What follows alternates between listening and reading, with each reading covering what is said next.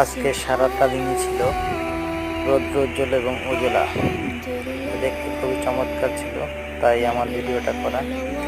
সবাই সাথে থাকবেন এবং আমার এমজে পার্সোনাল ইউটিউব চ্যানেলটি অবশ্যই সাবস্ক্রাইব করবেন এবং লাইক দিবেন এবং সাথে শেয়ার করে দিবেন।